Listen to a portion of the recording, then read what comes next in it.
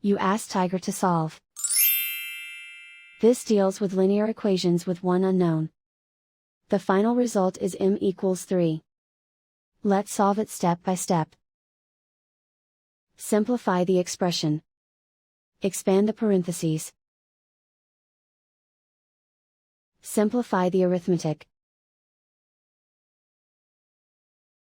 Group all m terms on the left side of the equation. Add m to both sides. Group like terms. Simplify the arithmetic.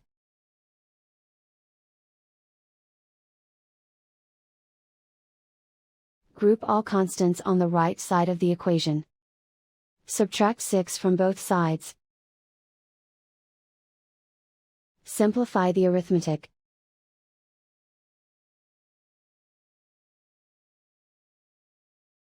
Isolate the m. Divide both sides by -2. Cancel out the negatives. Simplify the fraction. Cancel out the negatives. Find the greatest common factor of the numerator and denominator.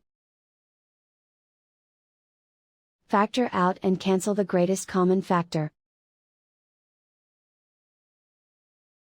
And so the final result is m equals 3.